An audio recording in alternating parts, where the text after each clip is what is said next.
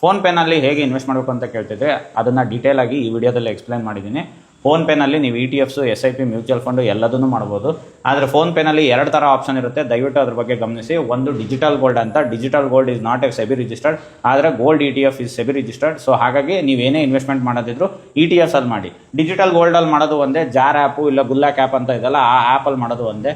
ಅದೇ ಬೇರೆ ಇದೇ ಬೇರೆ. ETF ಅಲ್ಲಿ ಮಾಡೋದ್ರಿಂದ ನಿಮಗೆ GST ಅದರ್ ಚಾರ್ಜಸ್ ಏನೂ ಬೀಳೋದಿಲ್ಲ. ಅದೇ ನೀವು ಡಿಜಿಟಲ್ ಗೋಲ್ಡ್ ಮಾಡಿದರೆ DST ಪ್ಲಸ್ ವೇಸ್ಟೇಜ್ ಬದಲು ಅವ್ರು ಲಾಕರ್ ಚಾರ್ಜ್ ಅಂತ ತಗೊಂತಾರೆ. ಸೊ ಹಾಗಾಗಿ digital gold is not advisable. ಆದರೆ ಗೋಲ್ಡ್ ETFಸ್ಗಳನ್ನ ನೀವು ಆರಾಮಾಗಿ ನಿಮ್ಮ ಡಿಮೆಟ್ ಅಕೌಂಟಲ್ಲಿ ಬೈ ಮಾಡ್ಬೋದು. ಯಾರಿಗೆ ಡಿಮೆಟ್ ಅಕೌಂಟ್ ಇಲ್ಲ ಅವರು ಫೋನ್ಪೇನಲ್ಲಿ ಹೋದರೆ ನೀವು ಬೈ ETF ಇಲ್ಲ ಮ್ಯೂಚುವಲ್ ಫಂಡ್ ಕೊಟ್ಟಿದ ತಕ್ಷಣ ಅವರ ಫೋನ್ಪೇ ಅವ್ರದ್ದೇ ಹೊಸದು ಝೀರೋ ಅಂತ ಒಂದು ಬ್ರೋಕರೇಜ್ ಹೌಸ್ ಇದೆ, ಅದರಲ್ಲಿ ನಿಮಗೆ ಡಿಮೆಟ್ ಅಕೌಂಟ್ ಅವರೇ ಓಪನ್ ಮಾಡಿ, ನಿಮ್ಮ ಪಾನ್ ಕಾರ್ಡ್ ಹಾಕಿದ ತಕ್ಷಣ ಅವರೇ ಓಪನ್ ಮಾಡಿ ನಿಮಗೆ ಅಲ್ಲೇ ಬೈ ಮಾಡೋ ಆಪ್ಷನ್ ಕೊಡ್ತಾರೆ. ಸೊ ಅದು ಹೇಗಿರುತ್ತೆ ಪ್ರೊಸೀಜರ್ ಅಂತ ಡೀಟೇಲ್ ಆಗಿ ನಾನು ಸ್ಕ್ರೀನ್ ರೆಕಾರ್ಡ್ ಹಾಕಿದ್ದೀನಿ. ಸೊ ಫೋನ್ಪೇಗೆ ಹೋಗಿದ ತಕ್ಷಣ ನೀವು ಓಪನ್ ಆಗಿದ ತಕ್ಷಣ ಇಲ್ಲಿ ಸರ್ಚ್ ಒಳಗೆ ಹೋಗಿ ETFs ಅಂತ ಹೊಡೀರಿ. ETF ಇಲ್ಲಿ ಗೋಲ್ಡ್ ಫಂಡ್ಸ್ ಅಂತ ಇದೆ, ಮ್ಯೂಚುವಲ್ ಫಂಡು ಇಲ್ಲಿ ಗ್ರೋ ಅಂತ ಇದೆ. ನೋಡಿ, ನಮಗೆ ಇದು ಗೋಲ್ಡ್ ಫಂಡ್ ಬೇಕಾಗಲ್ಲ. ಈ ಗೋಲ್ಡ್ ETFs ಅಂತ ಹೆಂಗೆ ಕಾಣ್ತಾ ಇದೆಯಲ್ಲ, ಈ ಎಲ್ಲ ETF ಒಳ್ಳೆಯದೇ. ಯಾವುದನ್ನು ತಗೊಂಡ್ರೂ ನಿಮಗೆ ಸೇಮ್ ರೇಟ್ ಆಫ್ ರಿಟರ್ನ್ಸೇ ಬರುತ್ತೆ. ಆದರೆ ಇಲ್ಲಿ ಇಷ್ಟೊಂದು ಕಂಪ್ನಿ ಇದಾವಷ್ಟೇ. ಸೊ ಎಲ್ಲದ್ರದ್ದು ರೇಟ್ ಆಫು ನೀವು ಗ್ರೋಗಾರ ಹೋಗ್ಬೋದು, DSPಗಾರ ಹೋಗ್ಬೋದು, UTI, HDFC ಯಾವುದಕ್ಕಾರ ಹೋಗ್ಬೋದು. ಎಕ್ಸಾಂಪಲ್ ಭಾಳ ಜನಕ್ಕೆ SBI ಮೇಲೆ ನಮಗೆ SBIಗೆ ಹೋಗೋಣ. ಸೊ ಇಲ್ಲಿ ನಿಮಗೆ ಕೇಳುತ್ತೆ ಮಂತ್ಲಿ SIP ಮಾಡ್ತಿರೋ, ಒನ್ ಟೈಮ್ ಮಾಡ್ತಿರೋ.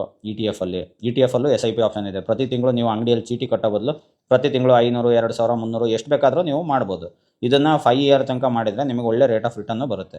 ಸೊ ಇಲ್ಲಿ ಇನ್ವೆಸ್ಟ್ ನಾವು ಅಂತ ಕೊಟ್ಟಿದ ತಕ್ಷಣ ಅದು ನಿಮ್ಮ ಪ್ಯಾನ್ ನಂಬರು ಎಲ್ಲ ಕೇಳುತ್ತೆ. ಸೊ ಈ ಥರ ಕಂಟಿನ್ಯೂ ಕೊಡೋದ್ರಿಂದ ನಿಮಗೆ ಅದು ಮುಂದೆ ಇನ್ವೆಸ್ಟ್ಮೆಂಟ್ ಮಾಡೋಕ್ಕೆ ತಗೊಂಡುತ್ತೆ. ಪ್ರತಿ ತಿಂಗಳು ಇಷ್ಟನೇ ತಾರೀಕು ಅಂತ ಅದು ಡಿಸೈಡ್ ಆಗಿರುತ್ತೆ. ಆ ತಿಂಗಳಲ್ಲಿ ನಿಮಗೆ ಅದು ನೀವು ಹಾಕಿರೋ ಇನ್ವೆಸ್ಟ್ಮೆಂಟ್ ಪ್ರತಿ ತಿಂಗಳು ಅಷ್ಟೇ ಅಮೌಂಟ್ನ ಅದು ಗೋಲ್ಡ್ ETF ಮೇಲೆ ಇನ್ವೆಸ್ಟ್ ಮಾಡ್ತಾ ಇರುತ್ತೆ.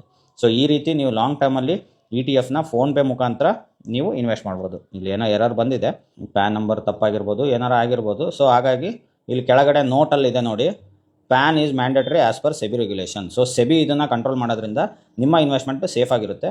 ಸೊ ನೀವು ಇಲ್ಲಿ ಯಾವ ETF ಬೇಕಾದ್ರೂ ಇನ್ವೆಸ್ಟ್ಮೆಂಟ್ ಮಾಡ್ಬೋದು. ಟಾಟಾದು ಇದೆ ನೋಡಿ, ಸಿಲ್ವರ್ದು ಇದೆ, ಕೋಟಕ್ ಇದೆ, ಬಂಧನ್ ಗೋಲ್ಡ್ ಇದೆ. ಸೊ ನೀವು ಯಾವುದೇ ಇನ್ವೆಸ್ಟ್ಮೆಂಟ್ ಹಾಕಿದ್ರು ನಿಮಗೆ ರಿಟರ್ನ್ ಆಫ್ ಇನ್ವೆಸ್ಟ್ಮೆಂಟ್ ಸೇಮ್ ಬರುತ್ತೆ.